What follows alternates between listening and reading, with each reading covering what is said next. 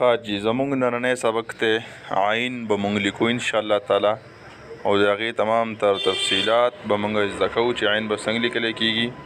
همیشه ما تاسو ته ویلي عین به لاندې کرښې ته رارسي، اخري چې کوم کرښه ده دې ته به رارسي عین، او د دې کرښې نه به شروع کېږي، د دویمې کرښې نه به شروع کېږي رارسي به. ګوره ما تاسو ته ویلو نقطه به مونږ الو که نه، نقطه چې مونږ الو نو ګوره په کرښه به الو چې د هغې دواړه طرفونه څه دي هغه برابر دی.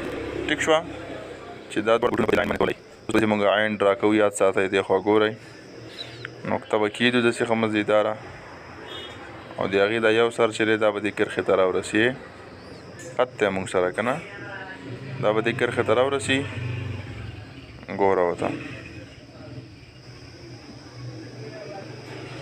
عین به مونږ ډرا کوو، نقطه ما واخسته. ټیک شوه دواړه سرونه یې په هغې باندې بلکل توله راغله که نه، نقطې شکل کې. ټیک شوه دواړه سرونه یې توله راغله.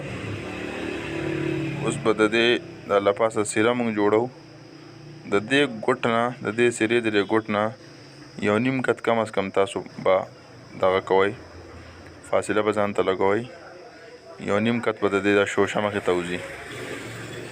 څومره فاصله کې؟ یو نیم قد فاصله کې ښه، د دې او د دې منځ کې به تقریبا 2 قطه فاصله وي. 2 قطو کې به د عین د له پاسه چې کومه خونګه ورته وایي یا مکوخه ورته وایي دا به جوړو. ټیک شوه او لاندې به وي یو نیم قط کې، یو قط کې به له پاسه مکوخه جوړېږي، سره د نقطې نه به دا 2 قطه راځي.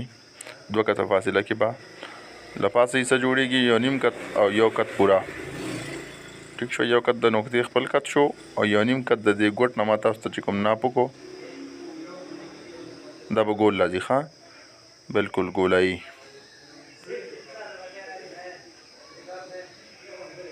دا 2 قطه شو، 2 قطو ته به رسي. ټیک شوه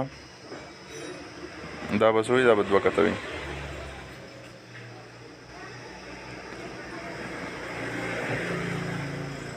ګوره ورته ټیک شوه.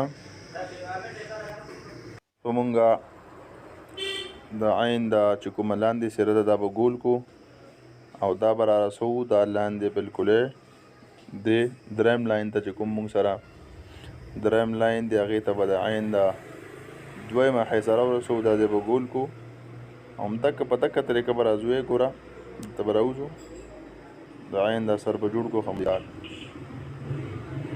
ټیک شو عین مونږ ډرا کړه، تاسو وکتله عایشه وسې ګوره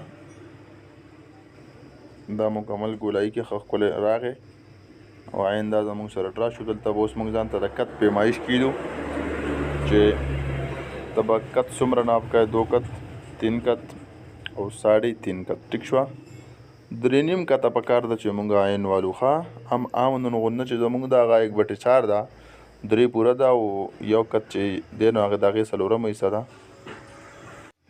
البته زمونږ سره چې کوم عین دی یا زمونږ سره کومه ح مونږ جوړو نو هغه بیا په کار ده چې هغه مونږ والو 3 نیم قطه. صحیح شوه نیم ما ډرا کړه، دا دغه مثال دی کوم چې مونږ ح کړی ده دا فاصله پاتې شو تاسو سره، دا فاصله در سره پاتې شو. ټیک شوه تقریبا یو 1/4 والا حصه چې دی نو هغه پاتې کېږي. کوم ناپ چې مونږ کړی دی عین به اوس مونږ هغه ناپ ته رسوو. دې خوا ګورئ عین زه ډرا کوم تاسو ته، ناپ مونږ دا کړی دی، ما خپل عین هغې ته راورسوو کمپلیټلی. تاسو زما د عین د لاندې ګولایي کتلی شئ ښه مزیداره، کومه طریقه چې مونږ ح لیکلې وه په هغه طریقه مونږ دکه عین هم ولیکو. کوشش به دا کوئ چې یاره تاسو خپل په ناپ تول هر یو څیز ولیکئ او هر یو څیز په خپل ناپ کې راشي. ټیک شوه کوم یو څیز چې په لیمټ کې راشي د هغې ډېره مزه یې ډېر ښکلی ښکارېږي. دا به زه تاسو ته لږ صفا کړم چې دا په صفایي سره تاسو وګورئ. ټیک شو جی.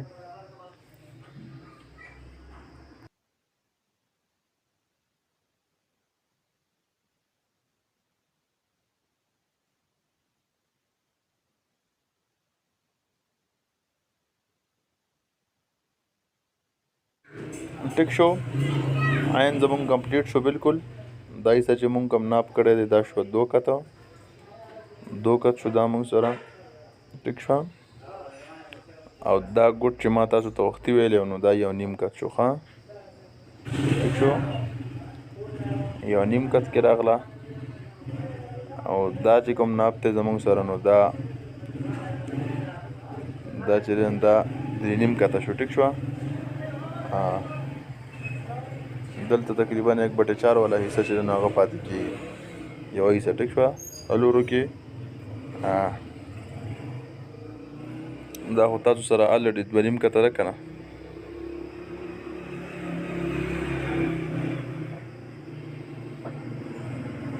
او دې کې دا چې ده نو دا لازمي فاصله دا د ټیک شو دا 3 کته پکار ده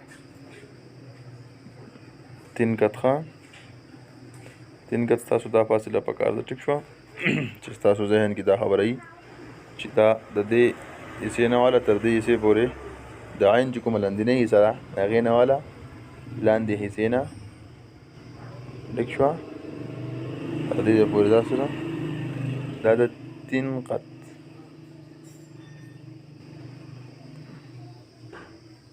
3 کت فاصله شوه ټیک شوه دا زمونږ د عین څه وکړو ما تاسو ته ډرا کړو ټیک شوه امید ساتم چې تاسو به پې پوه شوي یې انشاءالله تعالی